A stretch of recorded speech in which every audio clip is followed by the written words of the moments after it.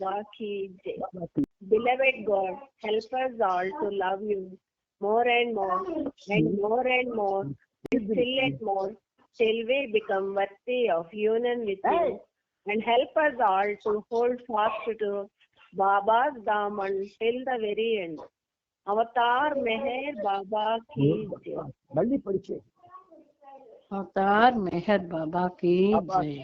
ప్రీతం మెహర్ బాబా, నీవు ప్రసాదించిన ప్రవచన సారమును గ్రహించవలసిన తీరులో గ్రహించి సదవగాహన చేసుకుని వాటిని మా జీవనములలో ఆపాదించుకొని నిజాయితీ తోడను నిర్మల ప్రేమ తోడను వాటిని ఆచరించులాగున మా అందరినీ ఆశీర్వదించు. అట్టి ఆచరణయుత జీవన శైలిలో జీవించినట్ల మా అందరినీ అనుగ్రహించు. అవతార్ మెహర్ బాబా కి జై. అవతార్ మెహర్ బాబా కి జై. భగవంతుని యొక్క ఈ అద్భుతమైన ప్రపంచంలో ఆయన కోసం తపిస్తున్న హృదయాలు ఎక్కడెక్కడైతే ఉంటాయో అక్కడక్కడ ఆయన కార్యక్రమాలను ఒక విధంగా చెప్పాలి అంటే ఆయన యొక్క దైవీ రీతిలో ఆయన జరిపించుకుంటూ ఉంటాడు. అటువంటి దైవీ రీతిలో జరుగుతున్నటువంటి దైవీ తీరు దైవీ రీతి వేరు. ఆ దైవీ రీతిలో ఈ సహజీవన కార్యక్రమం అనేది మనకు ఒక విధంగా అనుగ్రహించబడింది. ఆ అనుగ్రహించబడినటువంటి ఆ అవకాశాన్ని ప్రసాదించినవాడు మనందరి ప్రభువు ప్రీతముడు అయినటువంటి అవతార్ మెహర్ బాబా. ఇప్పుడు ఆయన మనపై చూపిస్తున్నటువంటి కారుణ్యానికి ప్రేమకి ఏమిచ్చి రుణం తీర్చుకోలేం కాబట్టి ప్రవచనాలలో ఆయన ఏదైతే ఒక మార్గం చూపించాడో ఆ మార్గంలో ప్రభువుకి 1,000,000 కోటి పాదాభివందనాలను మీ అందరి తరపున మనందరి తరపున యావత్ భక్తకుడి తరపున ఉన్నతాత్మల తరపున ఆయనకి సమర్పించుకుంటూ ఇప్పుడు మనం ఈ సహజీవన సమమాలికలు అంటే అవి గీతాలు లాంటివే అయినట్టుగా అనిపించిన అవి గీతాలు కావు. అవి సూక్తులు. ఆ సూక్తుల్ని మనం జ్ఞాపకుంచుకోవడానికి వీలుగా మన బాబా మన చేత తయారు చేసుకుంటున్నారు. అది చేత ఆ సూక్తుల్లోకి మనం ప్రయాణం చేద్దాం. నిన్నటి వరకు 20 చెప్పుకున్నాం సమమాలికలు. ఇప్పుడు మరి 2 చెప్పుకుంటున్నాం. మంచి వారిలో కాని వారిలో చెడ్డవారిలో పాపాత్ములలో. ఈ పదాలన్నీ ప్రవచనాల్లో ఉన్నవే. మంచి వారిలో కాని వారిలో చెడ్డవారిలో పాపాత్ములలో భగవంతుడున్నాడు అనుట కూడా యథార్థ జ్ఞానము అనేను. ఇట్టి జ్ఞానముతో అందరికీ సహాయపడాలి అనెను ప్రేమతో ప్రతిఫలాపేక్షను ఆశించరాదనెను వైరము ద్వేషము ఉండరాదనేను. 4 పాదాలు. ఈ మొదటి 4 పాదాల్లో ప్రవచనాలు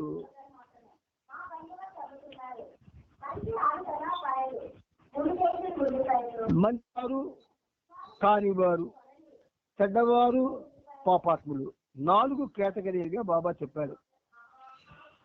మంచివారు అంటే ఏమిటి? ప్రాపంచిక జీవనాన్ని మంచిగా సాగించేవారు. ప్రాపంచిక జీవనాన్ని అత్యుత్తమంగా సాగించిన వారు కాదు. అండర్లైన్ చేసుకోండి.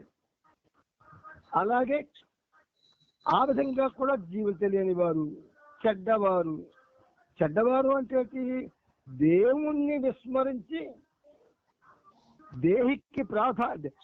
దేహానికి ప్రాధాన్యత ఇస్తూ, కోరికలకి ప్రాధాన్యత ఇస్తూ, అనేకమైనటువంటి రుగ్మతలతో, అనేకమైనటువంటి భావాలతో ఉన్నవాళ్ళు, వాళ్ళు చెడ్డవారంటే. అంతేగాని పాపాలు చేసిన వాళ్ళు, హత్యలు చేసిన వాళ్ళు, దొంగతనాలు చేసిన వాళ్ళు కాదు. వాళ్ళంతా ఏమిటి, సంస్కారయుతంగా ఆ పనులు చేస్తూ ఉంటారు, సంస్కారాల ఒత్తిడి వలన. కానీ ఇవి చేసిన వాళ్ళు తెలిసే చేస్తుంటారు. అంచేత పాపాత్ములు అసలు అందులో పాప ఆత్మ గలవారు పాపాత్ములు అని అర్థం వస్తుంది. ఆత్మకి ఎక్కడ పాపం ఉంది? లేదు. మరి పాపాత్ములు అనే మాట ఎక్కడి నుంచి వచ్చింది? పూర్వం పాపి అనే మాట ఉంది, వాడు పరమ పాపి. పాపాత్ముడు అనేవారు కాదు, పాపి. ఆ పాపి అనే పదాన్ని భాషా కవులు పాపాత్ముడు అన్నాడు. ఆ పాపాత్ముడు అన్నది తప్పు. ఆత్మలో ఎప్పుడు పాపం ఉండదు, పరిశుద్ధమైంది. అందుచేత పాపులు అనాల. ఆ పాపులు వాళ్ళంతా భగవంతుడు ఉన్నాడు అని అంటారు. ఎలా అంటారు? కోవిలను చూపిస్తూ, దేవాలయాలకు వెళుతూ, ఆశ్రమాలకు వెళుతూ, రకరకాల భగవంతుడి పేరు అనేక చర్యలు చేస్తూ వాళ్ళు భగవంతుడు ఉన్నాడు అంటారు. అయితే ఆ మాత్రం ఒక విధంగా అననట్లు అనినా అది యథార్థ జ్ఞానము అంటారు బాబా. ఎలాగ యథార్థ జ్ఞానము? చాలా మంది భగవంతుడి మాటలు వినడానికి ఇష్టపడరు, కానీ నటిస్తారు. వింటున్నట్టుగా నటిస్తారు, అర్థం చేసుకున్నట్లుగా నటిస్తారు. అలా నటించిన వాళ్ళకంటే వీళ్ళు మంచివాళ్ళు. నటించిన వాళ్ళు కపటులు. అంచేత వీళ్ళ యొక్క ఈ పోకడలో యథార్థ జ్ఞానం ఉన్నది అంటారు బాబా. ఇట్టి జ్ఞానముతో అందరికీ సహాయపడాలి అన్నారు ప్రేమతో. అటువంటి జ్ఞానంతో భగవంతుడు ఉన్నాడు అన్న భావంతో సహాయపడాలి. బాబాని పూర్తిగా భగవంతుడిని విశ్వసించిన వాడు బాబాకు సంబంధించినటువంటి ఆ ప్రవచనాలు కానీ, లేదా ఆయన యొక్క సూక్తులు కానీ బయటికి చెప్పొచ్చు. కానీ నమ్మని వాడు చెబితే సవతి తల్లి ప్రేమలాగా ఉంటుంది. అది సవతి తల్లి తన బిడ్డల్ని తప్ప తన సవతి యొక్క బిడ్డల్ని ప్రేమించలేదు. అదేవిధంగా అంటే అట్లా సహజత్వం ఉండదు.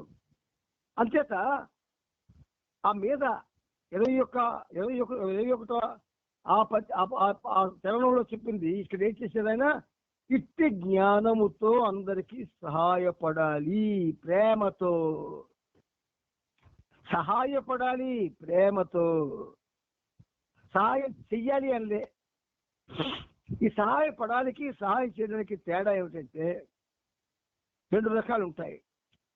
ఎవరో ఒకరు వాళ్ళకి టైం చాలక ఒక స్నేహితుడి చేతికి కొంత డబ్బు ఇచ్చి, ఏమండి ఈ డబ్బు నేను ఫలానా అతనికి పాప ఆయన ఆపదలు ఉన్నాడు, సహాయం చేయాలనుకుంటున్నాను, మరి నాకు అవ్వదు, కొంచెం క్యాంప్ వెళ్ళిపోతున్నాను, ఇది అందజేయండి అంటారు.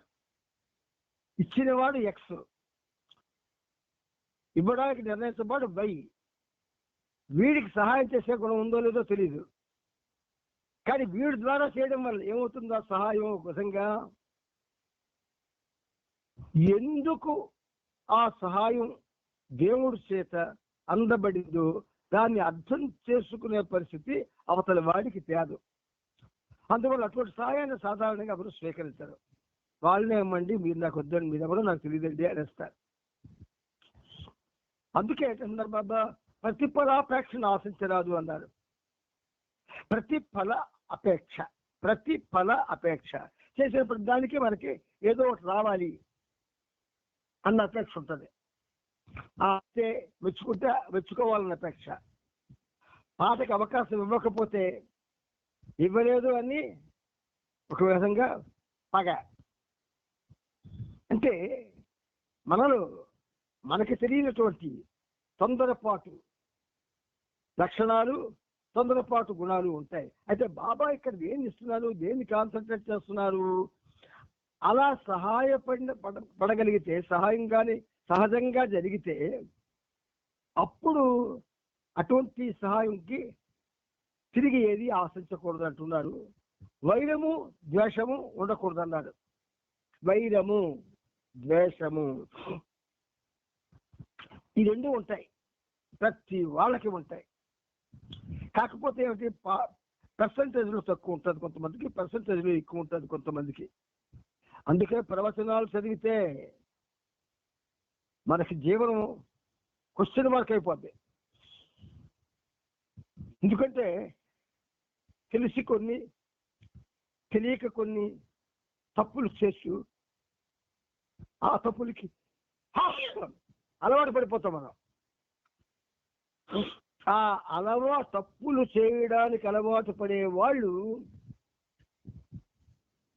వాళ్ళని భగవంతుడు నచ్చడు, మెచ్చడు. అందుచేత ఈ ప్రవచనాల్లో మనం ఏవైతే చెప్పుకుంటున్నామో చాలా గొప్పవి, ఆచరణకి ఆచరించదగ్గవి, ఆచరణలో పెట్టడానికి అసాధ్యం అనిపించేవి. కానీ బాబా ప్రేమికుడిగా, బాబాని ప్రేమించేవాడిగా, బాబాని దేవుడిగా స్వీకరించేవాడిగా అటువంటి వాళ్ళకి ఇది అసాధ్యం అయితే వాళ్ళు ప్రేమికులు కాదు.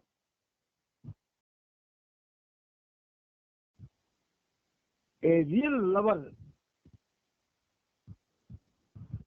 Without any hypocrisy in heart he can do undo things అనక మాట ఉంది. కపటం లేనటువంటి హృదయంతో ఎవడైనా ఉంటే వాడు చెయ్యలేనివి కూడా చెయ్యగలడు. అంచేత మనం ఈరోజు ప్రవచనాల్లో మరి 2 చెప్పుకున్నాం, ముందుకు ప్రయాణం చేశాం. ఇప్పుడు న్యాచురల్గా ప్రవచనాల్లో మనం ఎక్కడైతే మనం చెప్పుకోవాల్సి ఉందో అక్కడికి ప్రయాణం చేస్తున్నాం. ఈ ప్రవచనాల్లో మనం ఎక్కడికి ప్రయాణం చేశాం, ఎంత దూరంలో ఉన్నాం అంటే 11/3/25 మంగళవారం నాడు ప్రవచనం 151వ పేజీలో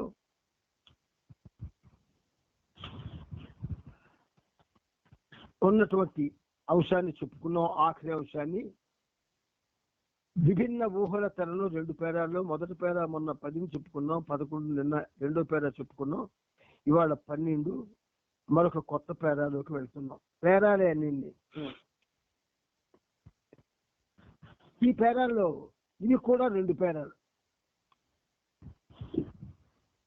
అంటే ఏది కూడా బాబా సంపూర్ణంగా చెప్పకుండా విడిచిపెట్టాడు.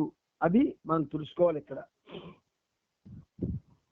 మనం మాత్రం దేన్ని సంపూర్ణంగా తెలుసుకోవడానికి వెనకాడతాం. అసలు ఏమీ తెలుసుకోకుండా అనుమానం కూడా పడిపోతాం మనం. అది దురదృష్టం. ఏమీ తెలియదు మనకి, కానీ అనుమానం పడతాం. అటువంటి వాళ్ళకి ఈ ప్రవచనాలు వంట పట్టవు. వాటిని స్వీకరించి ప్రేమతో తెలుసుకోవాలనేటటువంటి ఒక స్థితి కూడా ఉండదు. ఎందుకంటే ప్రవచనాలు ఎవరికి కావాలండి? ఆటలు కావాలి. అంటే ఎందుకే ప్రతిసారి మీకు రిపీట్ చేస్తున్నానంటే మనం చేస్తున్నవి, మనందరం చేస్తున్నవే. ఇందులో ఎవరు మినహాయింపు కారు. అందుచేత ప్రవచనాలు అంటే అవి ప్రబంధాలతో సమానం. అందుచేత మనం చాలా జాగ్రత్తగా చెప్పుకుంటూ వాటిని మళ్ళీ చలన రూపంలో పద్య రూపంలో రాసుకుంటూ ఉన్నాం.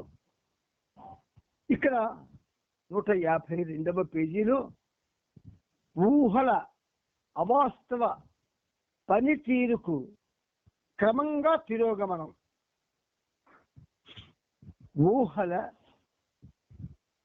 ఊహల యొక్క నిజం కాని పనితీరుకు పూర్తిగా తిరోగమనం చెప్పడం.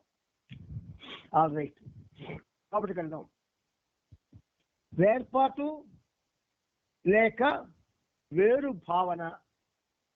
వేర్పాటు లేక వేరు భావన పెంపొందడం ఊహాకల్పన ఫలితమే. కొంతమంది మన ఫ్రెండ్స్ వస్తారు మన ఇంటికి, మనం బాబా మాట్లాడుకుంటే వాళ్ళు వింటారు, ఏం మాట్లాడరు. వాళ్ళకేమిటి, వీళ్ళు బాబా కోసం అలాగేదో చేస్తుంటారండి అన్న భావన ఉంటుంది, బయటికి చెప్పరు. వీళ్ళు మరొకటి చేయరండి, ఒక విధంగా చెప్పాలి, దీనికి ఏమి తిన్నారో తెలియదండి అని లోపల ఉంటుంది వాళ్ళకి, బయటికి అనరు. అది ఏర్పాటు ధోరణి. ఇక వేరు భావం, వీళ్ళు అసలు వీళ్ళది ఆధ్యాత్మికం కాదండి, ఆయన ఎవడో జోరాస్ట్రియన్ట, ఆయన్ని పట్టుకొని వీళ్ళందరూ వీళ్ళ తాలూకా సరదాలన్నీ తీర్చుకుంటున్నారండి అనే వేరు భావన కూడా వస్తుంది. మెహర్ బాబా ప్రేమికుడిలా మారకపోతే పర్వాలేదు, కానీ కపటిగా మారకూడదు. కపటిగా మారితే వీడి వల్ల ప్రభువుకి చెడ్డ పేరు వస్తుంది. అందుచేత వేర్పాటు లేక వేరు భావన పెంపొందడం, ఇలాంటివి జరగడం కూడా, అలాంటివి అభివృద్ధి చెందడం కూడా ఊహాకల్పన ఫలితమే. ఏ అనంత ఊహ నుంచి అయితే సృష్టి ఆవిర్భవించిందో, ఏ అనంత ఊహ అయితే ప్రపంచం అంతా నిండి ఉన్నదో, ఆ ఊహ మానవుల్లో కూడా ఉన్నది ఒక స్థాయిలో. దాని తాలూకా ఫలితమే ఈ ఏర్పాటు లేక వేరు భావన అంటున్నాడు బాబా.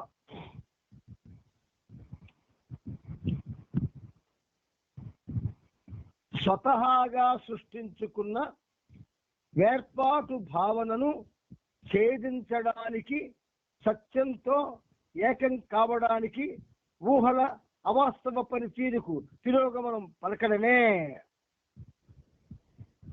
ఎక్కడ బాబా రాజీ పడడం లేదు, చెయ్యొద్దు, కూడదు అని ఖచ్చితంగా చెప్తాడు ఆయన. మనవాళ్ళు ఎలా మాట్లాడతారు, బాబా అన్నారండి చెయ్యొద్దని, కానీ ఎలా మానేస్తామండి అని బాధపడుతుంది. మేధావులంతా కూడా మాట్లాడుతూ ఉంటారు, మేధావులే దాన్ని సవరిస్తారు, ఆ బాబా మాట్లాడుతున్న తీవ్రతను సవరించేస్తారు. అందుకే ఎవరు కూడా ప్రవచనాలు చదవరు, ప్రవచనాలు జోలికెళ్ళరు. కానీ బాబా ప్రేమికుడు చదవవలసింది, చదివి అవగాహన చేసుకోవాల్సింది, అవగాహనతో జీవితాన్ని మలుచుకోవాల్సింది కేవలం ఈ ప్రవచనాల వలననే. ఆల్ రైట్, ఇప్పుడు ఏమన్నారు బాబా, స్వతహాగా సృష్టించుకున్న ఏర్పాటు భావన. స్వతహాగా సృష్టించుకోవడం అంటే చిన్న మీకు మన బాబాలో వస్తుంది ఒక ఉదాహరణగా చెప్తాను. అందరూ సెంటర్కి వెళ్తారు, కానీ ఎలాగెళ్తారు, జట్లుగా వెళ్తారు, గ్రూపులుగా వెళ్తారు,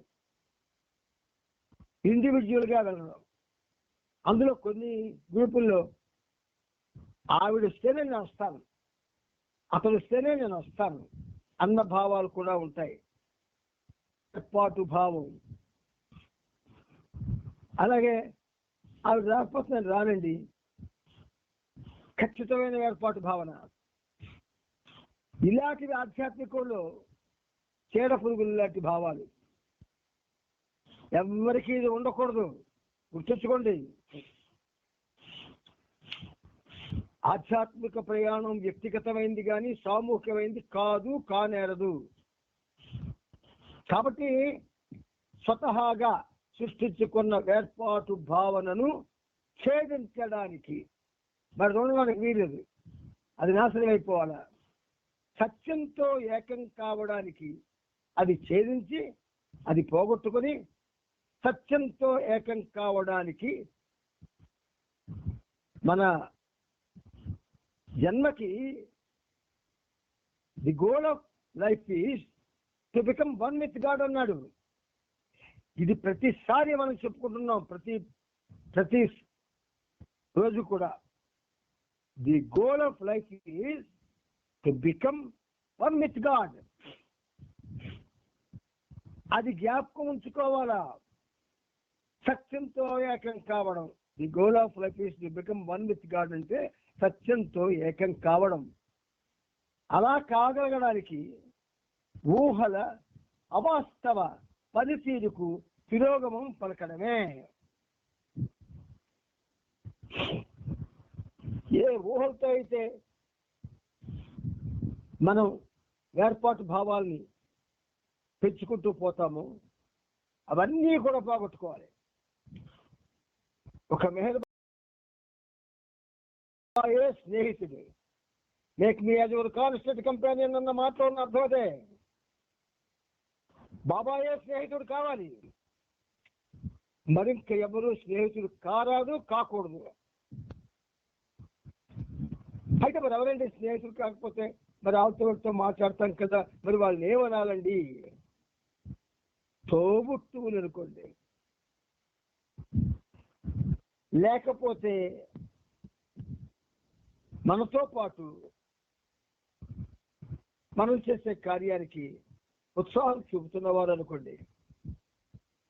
అంతేగాని make me as your constant companion అన్న ప్రభు వాక్యాన్ని పక్కన పడేసి మనం అందరితో కూడా స్నేహాలు చేస్తూ ఆ స్నేహానికి ప్రాధాన్యత ఇస్తూ ఆ స్నేహంలో ఏమైనా లుసుగులు ఉంటే ఆ లుసుగులు ముసుగులో మనము దూరిపోతూ మన యొక్క వ్యక్తిత్వాన్ని, ఆ వ్యక్తిత్వం యొక్క గొప్పతత్వాన్ని పాడు చేసుకోకూడదు. అందుకని బాబా ఏమంటున్నారు? ఊహల అవాస్తవ పనితీరు. ఎవరెవరి ఊహల్లో ఏ ఊహలతో వాళ్ళు స్నేహాలు చేస్తారు, ఏ ఊహలతో స్నేహాల కోసం ఆలోచిస్తూ ఉంటారు, అవన్నీ కూడా నిజం కావు. కనుక తిరోగమనం పలకాలి. అయితే స్నేహాలన్నీ వదులుకోమంటారా? అదేనా మీరు చెప్తారు? స్నేహాలు వదులుకోమని కాదు దీని అర్థం. ప్రభువు చెప్పినటువంటి make me as your constant companion అన్నటువంటి మాటకు ప్రాధాన్యత ఇవ్వాలి. నీకు ఆయన స్నేహం ముఖ్యమా, ప్రపంచంలో ఉన్న మనుషుల స్నేహం ముఖ్యమా? మీరు ఎప్పుడైనా బాబాతో స్నేహం చేయడానికి ఎవరైనా ప్రయత్నం చేస్తున్నారా? ఎలా చేస్తామండి? ఆయన ముందు అలా కూర్చోండి, గంటలు వెచ్చించండి. బాబా బాలనాటు చూసారా? బాలనాటు బాబా స్నేహితుడు చేసుకున్నాడు. అలాగ చేసుకోండి.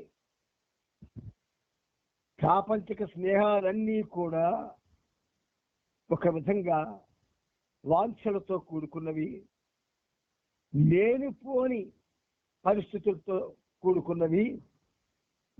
ఆ స్నేహాల్లో అసత్యమే ఉంటుంది తప్ప సత్యం ఉండదు. కనుక make me as your constant companion అని అన్నాడు ప్రభు. ఆ ఒక్క మాటకి గౌరవించి బాలనాటు ఏం చేశాడు? ఆయన స్నేహితుడిగా చేసుకున్నాడు. ఆయన ఇంటికి వెళ్ళాడు, ఆయన రాష్ట్రంతో వెళ్ళి వెనకాతలు నిలబడ్డాడు, ఆయనతో ఆడుకున్నాడు. చివరికి ఆయన చేత అద్భుతమైనటువంటి పుస్తకాలు కూడా రాయించాడు. ఈ స్నేహితుడు చేస్తాడు, మీ చేత పుస్తకాలు రాయిస్తాడు,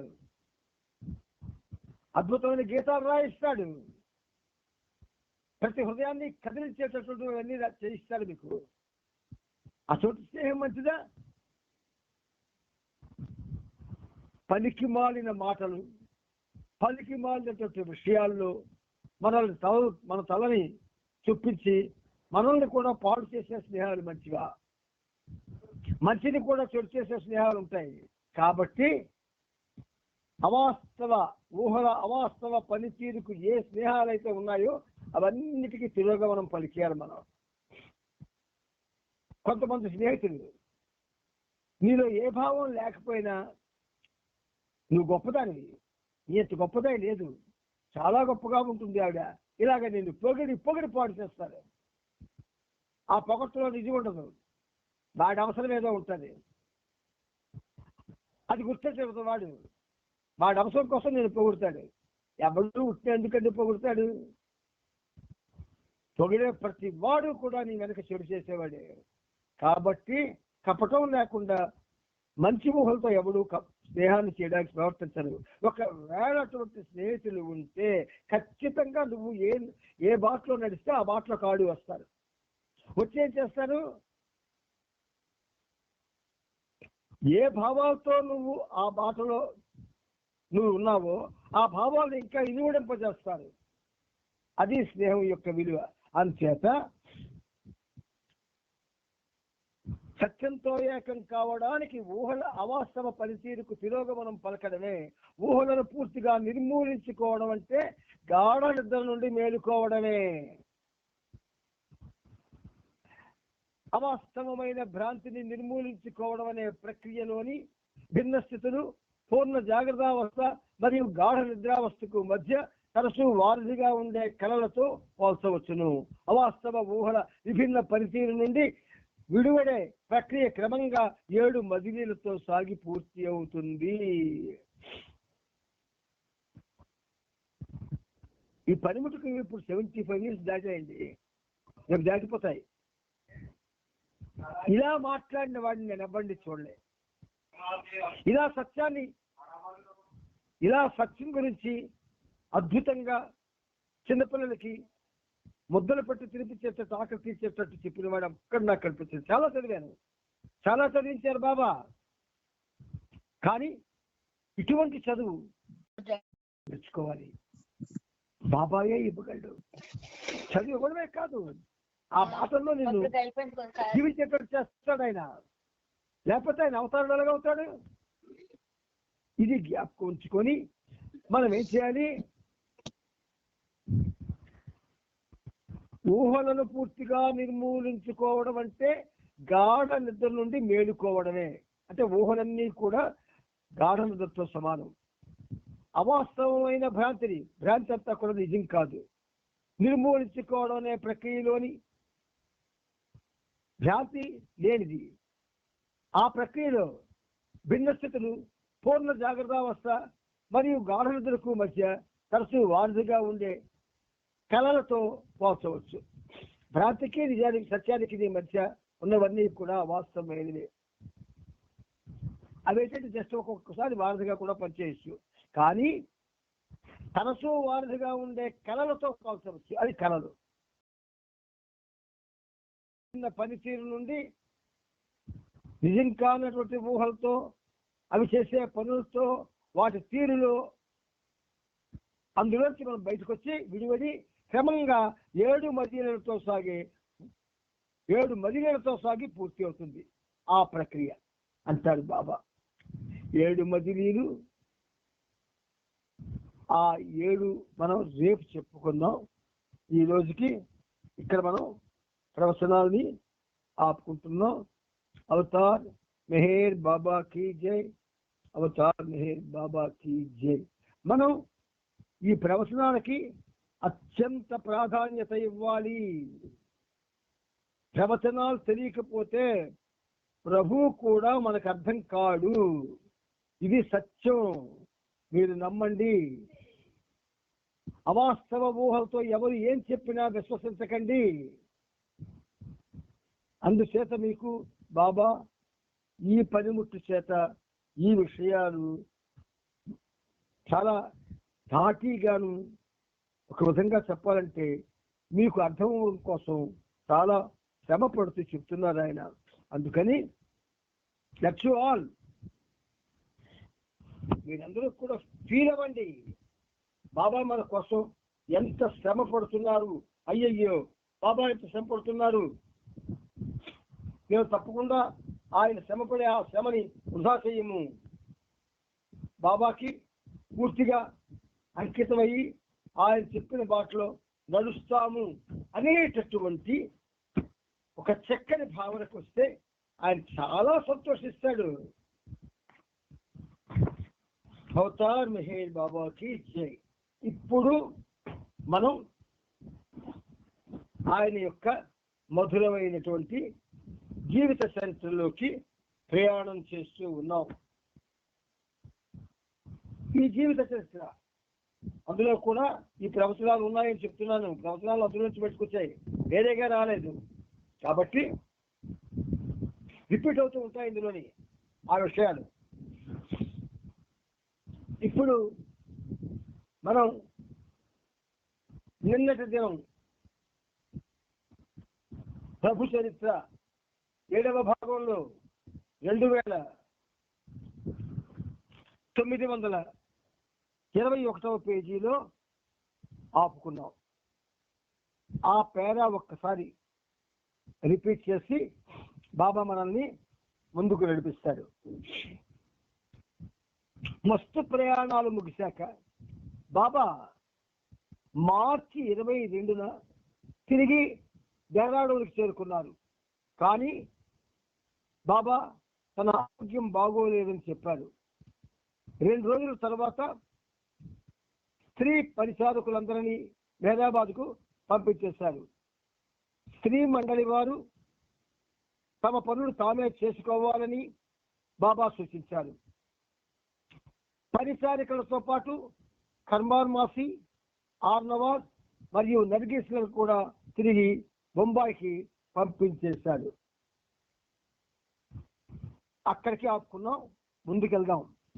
1942 జనవరి, ఫిబ్రవరి మాసాల్లో ప్రపంచమంతటా పరిస్థితులు హీనస్థితికి దిగజారేటట్టుగా ఉన్నాయి.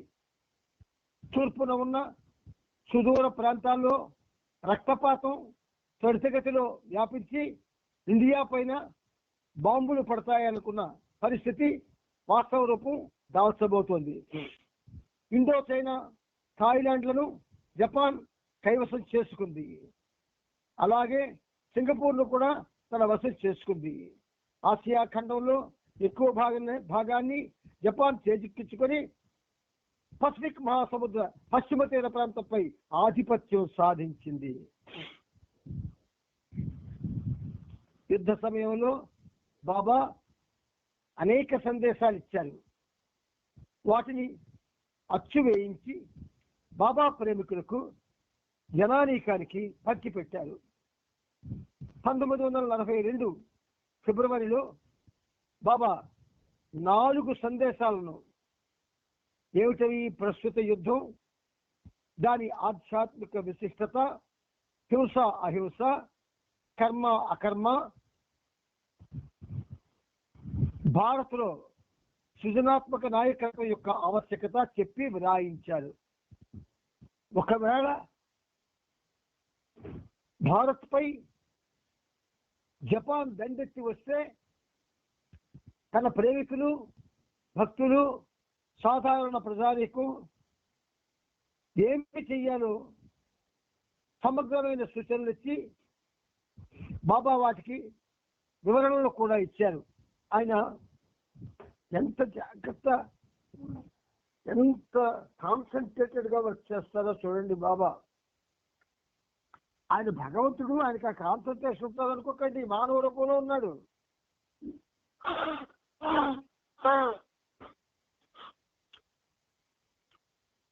ఆయన భగవంతుడు,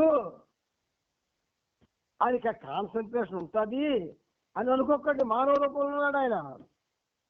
ఏ రూపంలో ఉంటో ఆ రూపంకి అడ్జస్ట్ అవుతాడు ఆయన.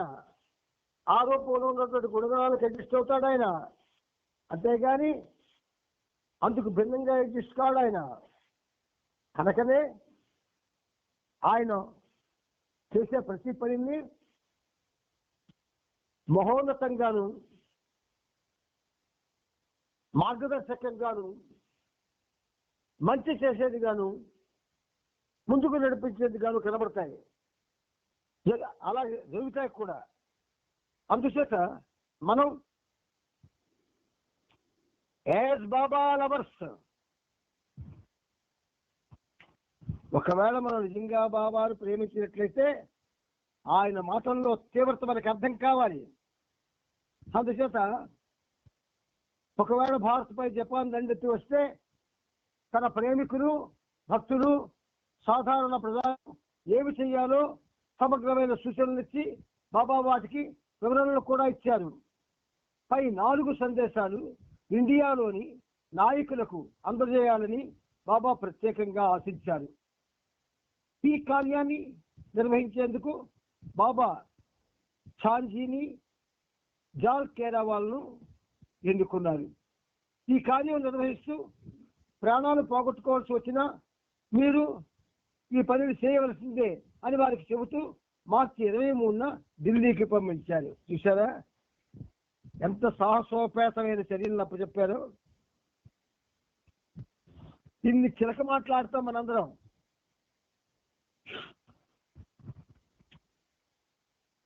ఈ మాత్రం కష్టపడాలంటే కష్టపడలేం, ఈ మాత్రం నష్టపోవాలంటే నష్టపోం.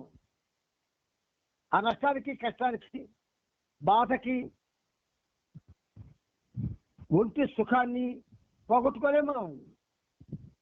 మనం చిలకల్లాగా చెట్టు కొమ్మల మీద ఉండి అరుస్తాం అంతే. ఎందుకు ఇలా చెప్తున్నానంటే గుర్తించుకోండి, మానవ జన్మ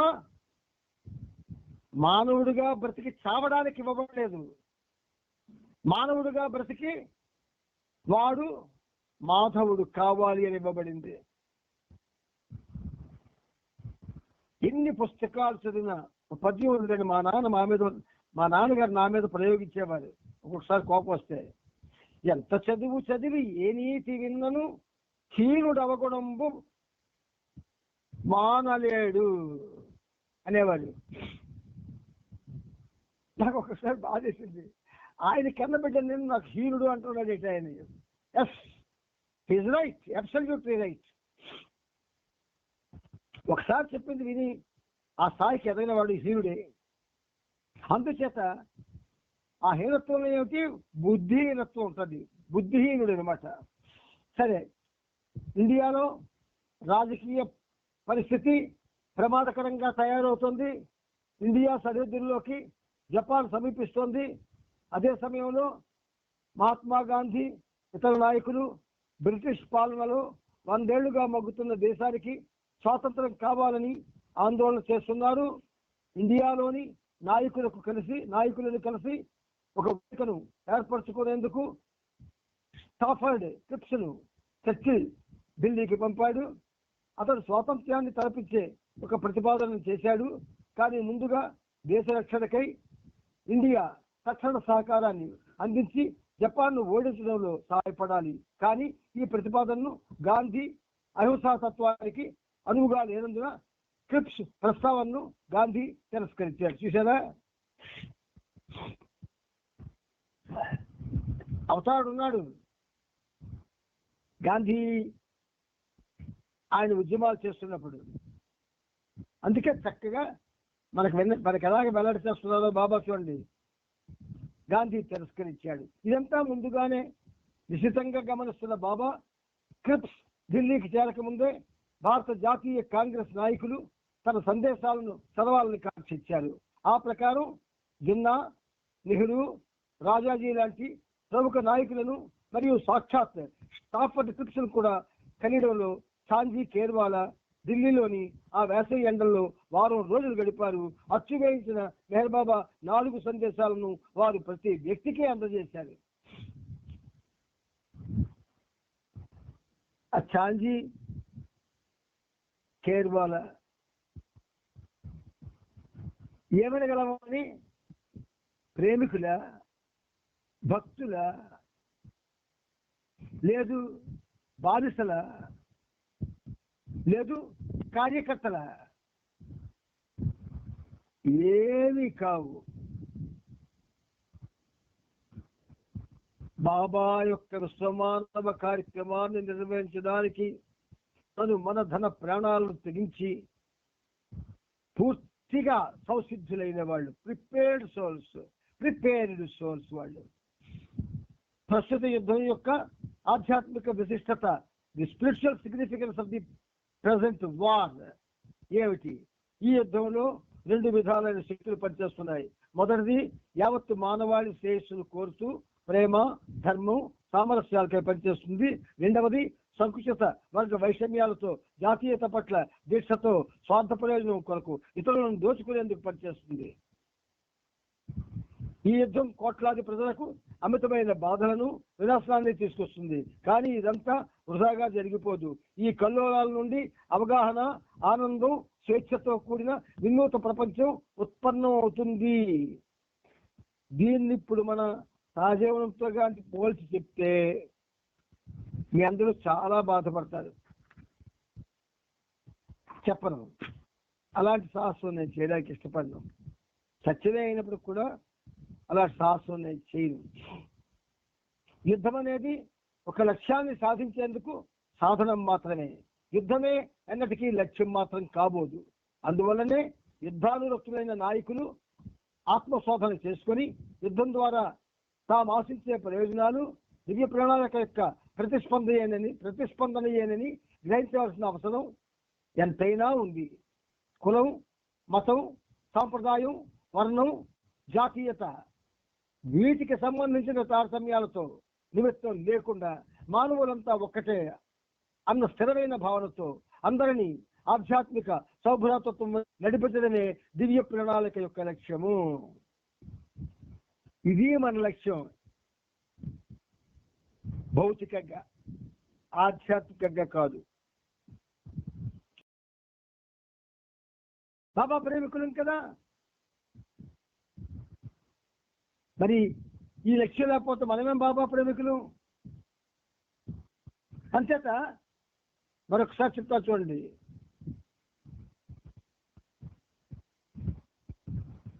తాము ఆశించే ప్రయోజనాలు దివ్య ప్రణాళిక యొక్క ప్రతిస్పందనయేనని గ్రహించవలసిన అవసరం ఎంతైనా ఉంది.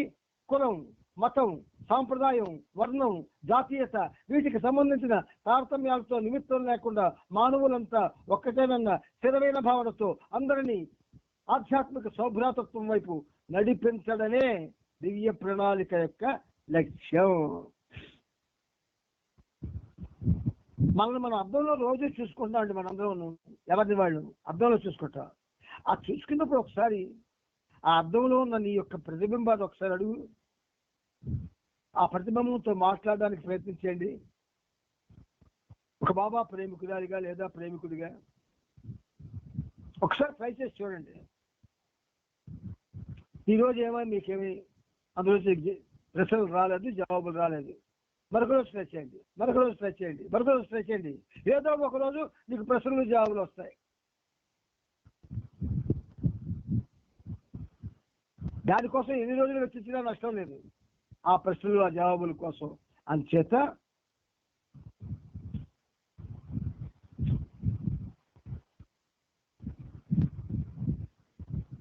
కులం, మతం, సాంప్రదాయం, వర్ణం, జాతీయత వీటికి సంబంధించిన తారతమ్యాలతో నిమిత్తం లేకుండా మానవులంతా ఒక్కటేనన్న స్థిరమైన భావనతో అందరినీ ఆధ్యాత్మిక సౌభ్రాతత్వం వైపు నడిపించడమే దివ్య ప్రణాళిక యొక్క లక్ష్యం.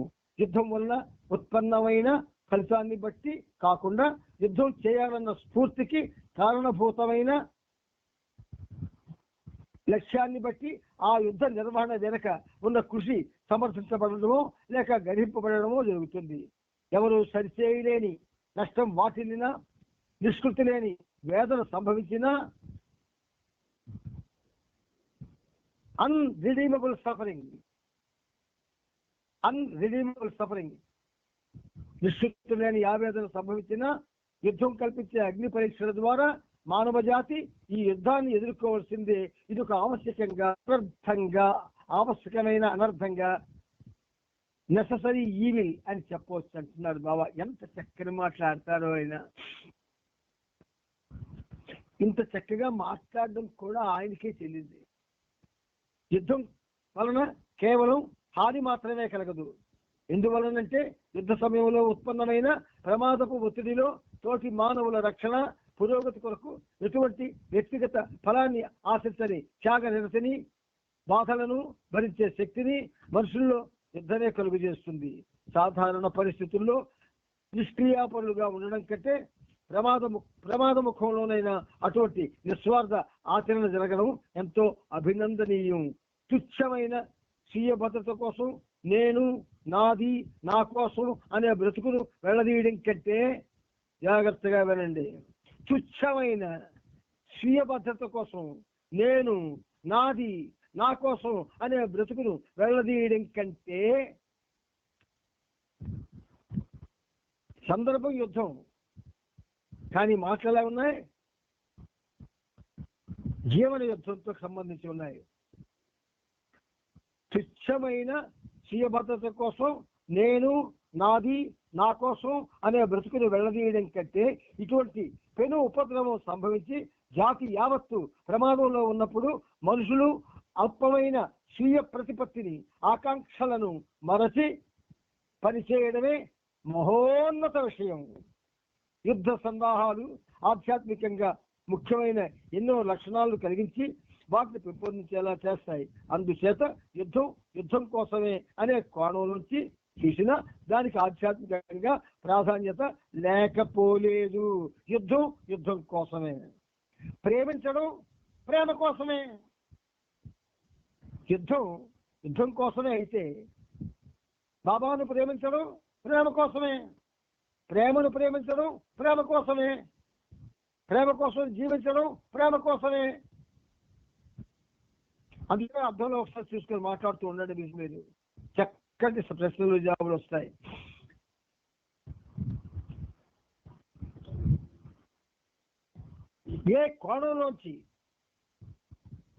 ఏ కోణంలోంచి చూసినా ఆధ్యాత్మికంగా ప్రాధాన్యత యుద్ధానికి లేకపోలేదు. ఉన్నత విలువల కోసం హయ్యర్ వాల్యూస్, అసలు వాల్యూస్ తెలియని వారికట హయ్యర్ వాల్యూస్ అని బాబా చెప్తున్నారు.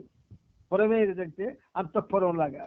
కానీ మనం చేతకాని కాదు, ప్రేమ లేని వాళ్ళం కాదు, భక్తి అంటే ఇష్టపడిన వాళ్ళం కాదు, దేవుడు కావాలి అనుకునే వాళ్ళం. కాబట్టి ఇన్ని మాటలు చెప్తున్నారు బాబా మనకి. ఏ కోణం నుంచి చూసినా దానికి ఆధ్యాత్మికంగా ప్రాధాన్యత లేకపోలేదు. ఉన్నత విలువల కోసం హయ్యర్ వాల్యూస్ మరియు వ్యక్తిగత అవసరాలు గాక సర్వమానవ శ్రేయస్సు కోరి ఒక జాతి కానీ దేశం కానీ యుద్ధం చేయాల్సిన పరిస్థితిని బలవంతంగా ఎదుర్కోవాల్సి వచ్చినప్పుడు ఆ యుద్ధం ఆధ్యాత్మికంగా సమర్థించదగ్గదే. అది అనివార్యం కూడా. చూసారా బాబా ఎంత చక్కగా అద్భుతంగా చెప్తున్నారో. కర్తవ్య నిర్వహణకై వచ్చిన పిలుపు స్పష్టమైనదే మరియు విధిగా నిర్వహించవలసినదే ఉన్నప్పుడు ఎంతటి బాధనైనా త్యాగమైన అతి స్వల్పమైన భావనతో ప్రజలు యుద్ధం వల్ల సంభవించిన పరిణామాలను సమదృష్టితో చూస్తూ వాటిని ధైర్యంతో ఎదుర్కోవాలి. దురాక్రమణకై ప్రత్యక్షంగా జరిగే దాడిలో ఎటువంటి ప్రత్యామ్నాయం లేనప్పుడు నేరుగా యుద్ధంలో పాల్గొని ఆ దాడిని ఎదుర్కోవడమే అందరికీ స్పష్టమైన కర్తవ్యం. అలా ఎదుర్కోవడంలో కేవలం కర్తవ్య నిర్వహణమే చేయన్న స్ఫూర్తితో రంగంలోకి దిగాలి. అంతేగాని ఆధ్యాత్మికంగా అజ్ఞానం, స్పిరిచువల్ ఇగ్నోరెన్స్ వలన దాడికి పాల్పడిన శత్రువు పట్ల ఎటువంటి ద్వేషం కానీ క్రౌర్యం కానీ లేకుండా ఎదుర్కోవాలి. ఇంకనూ వైమానిక దాడుల వల్ల కానీ సముద్ర జలాలు భూతలం పైన జరిగే దాడుల వల్ల కానీ సంభవించిన శారీరక మానసిక బాధల పట్ల నిర్దయగా ఉండరాదు. అంతేకాకుండా యుద్ధంలో గాయపడి దీనావస్థలో ఉన్నవారికి శక్తి మేరకు సాధ్యమైనంత సేవలన్నింటి సాయపడాలి. ఆధ్యాత్మిక జీవనం కూడా ఈ భౌతిక ప్రపంచంలో యుద్ధం లాంటిదే. దేనితో యుద్ధం? మానవుడిలో ఉన్నటువంటి ఉండకూడని లక్షణాలతో యుద్ధం చేయాలా? పశ్చాత్తాప ప్రార్థనతో అదే కదా. ఆ పశ్చాత్తాప ప్రార్థన చదివేసి చేతులు దులుపుకునేటటువంటి మంచి మనసులు ఎన్నో ఉన్నాయి. ఆ ప్రార్థన చదివేసి చేతులు వినిపించుకుంటారు అమ్మయ్య అని. అలాంటి మనుషులు చాలా ఉన్నాయి. చదవడానికి ఇవ్వలేదు. అది జీవనం ఆ పశ్చాత్తాప ప్రార్థనకి అనుగుణంగా మలుసుకోవడానికి ఇవ్వబడింది. కానీ ఉదయం 7 గంటలకి సాయంకాలం 7 గంటలకి మళ్ళీ మెహరాబాద్ వెళ్ళినప్పుడు అదే పని ఇదే పని చేయడానికి కాదు. అలాంటప్పుడు నువ్వు చదివినా ఒకటే, ఒక గ్రామ్ ఫోన్ రికార్డులో రికార్డ్ చేసి లేదా ఒక క్యాసెట్లో రికార్డ్ చేసి మాకెందుకు నూనవసరంగా పాటు చేసుకోవడం, అది ఆన్ చేసి వినిసినా సరే ఒకటే. అందుచేత ఇక్కడ బాబా మనకి చాలా గమ్మత్తుగా యుద్ధానికి స్పిరిచువల్ లైఫ్ కి చక్కటి సామరస్యం పెట్టి మాట్లాడుతున్నారు. ఆధ్యాత్మిక సాధకులు, స్పిరిచువల్ ఆస్పిరెంట్స్ కేవలం భౌతికపరమైన శ్రేయస్సు పట్ల అంతగా సుముఖత చూపించరు. అండర్లైన్ చేసుకోండి. ఆధ్యాత్మిక సాధకులు కేవలం భౌతికపరమైన శ్రేయస్సు పట్ల అంతగా సుముఖత చూపించరు.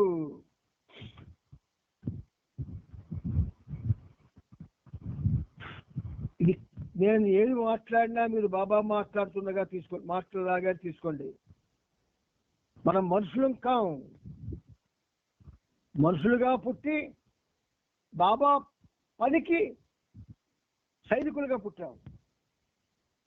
సైనికుడు అంటే వాడు మామూలుగా ఉండడు. Warriors, you are all my warriors అని బాబా అంటాడు. సైనికుడికి చాలా చాలా చాలా గొప్ప లక్షణాలు ఉంటాయి. అంచేత కేవలం వస్తు సంపదను సాధించేందుకు మాత్రమే ఎక్కువగా యుద్ధాలు జరుగుతాయి అన్న దృష్టితో ఆధ్యాత్మిక సాధకులు యుద్ధం చేయడం అన్నా ఉదాసీనత వహించేటట్టు ఉంటారు. యుద్ధము స్పిరిచువల్ లైఫ్ రెండు ఈక్వల్. నువ్వు యుద్ధం చేస్తే ఎంత సాహసం చేయాలి, ఉండడానికి కూడా అంత సాహసం చేయాలి. దేవుడితో జీవనం అండి ఆధ్యాత్మిక జీవనం అంటే మనతో మనం జీవనం కాదు, మన చుట్టూ వారితో జీవనం కాదు, సాక్షాత్తు పురాణ పురుషుడితో జీవనం. కత్తి మీద సాము ఎంత తీక్షణంగా ఉంటుందంటే అంత తీక్షణంగా ఉంటుంది. అర్థం చేసుకునే వాడికి ఒక గోలలా ఉంటుంది. అందుచేత కేవలం వస్తు సంపదను సాధించేందుకు మాత్రమే ఎక్కువగా యుద్ధాలు జరుగుతాయన్న దృష్టితో ఆధ్యాత్మిక సాధకులు యుద్ధం చేయడం అన్నా ఉదాసీనత వహించేటట్టు ఉంటారు. ఇప్పుడు మనం ఏం చేస్తున్నాం? బాబా ఇష్టం, బాబా ప్రేమ ఇష్టం, బాబాకు సంబంధించిన పనులు ఇష్టం, బాబా యొక్క కార్యక్రమాలు ఇష్టం, ఇవన్నీ ఇష్టం మనకి. అబద్ధం ఆడొద్దంటే కష్టం, అన్యాయం చేయొద్దంటే కష్టం, కపటంగా ఉండొద్దంటే కష్టం, బాబా నామస్మరణ చేయమంటే కష్టం, బాబా కోసం జీవనం అంటే కష్టం. ఇదా ప్రేమ యొక్క లక్షణం. ఏ ప్రేమని ఇవ్వడానికి వచ్చాడు ఆయన ఒక బహుమానంగా, అదా ప్రేమ లక్షణం. కానీ వస్తు సంపదను సాధించే విషయం నుండి ఆధ్యాత్మికతను వేరు చేయడం పొరపాటు. చెప్పేసారు ఆయన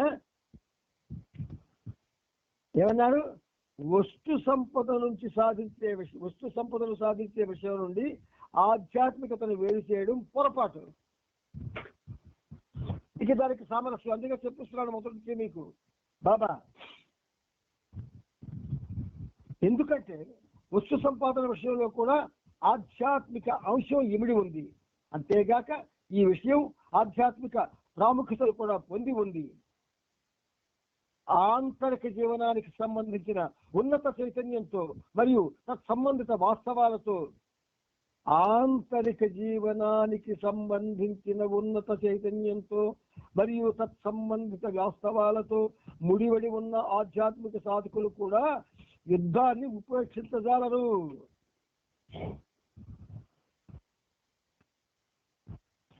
ప్రత్యేకించి వాళ్ళు కూడా ఆ యుద్ధంలో మునిగి ఉన్నప్పుడు ఉదాసీనత పనికిరాదు.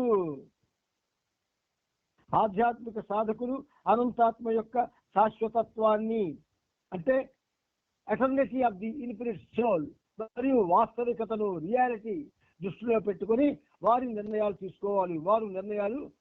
తీసుకోవాలి. అందువల్ల అట్టి ఆత్మానుభవం కొరకు ఉత్పన్నమైన కర్తవ్య నిర్వహణలో సర్వస్వాన్ని పరంగా పెట్టడం ఆ సాధకులకు ఎంతో తేలిక. ఆనాటి పరిస్థితికి, ఆ పరిస్థితికి సంబంధించిన విషయాలు మనకి బాబా పరిచయం చేస్తూ మన కర్తవ్యం కూడా సైమల్టేనియస్ గా ఆయన మనకి నిర్దేశిస్తూ ఉన్నారు. ఆయన అన్ని సంఘర్షణలు, అన్ని పోరాటాలు దివ్య క్రీడలో, డివైన్ గేమ్, కేళి నీదు కేళి దివ్య కేళి తెలియ సాధ్యమా. దివ్య క్రీడ, డివైన్, అన్ని సంఘర్షణలు, అన్ని పోరాటాలు దివ్య ఒక భాగమేనని నిజమైన అవగాహనలో గ్రహింపబడతాయి. నిజం కాని అవగాహనలో గ్రహింపబడవు. కొంతమందికి ప్రవచనాలు నచ్చవు, కథలు నచ్చుతాయి, అనుభవాలు నచ్చుతాయి, ఆకర్షణలు నచ్చుతాయి, ఆనందాలు నచ్చుతాయి, ఆవేశాలు నచ్చుతాయి, అనర్థాలు నచ్చుతాయి.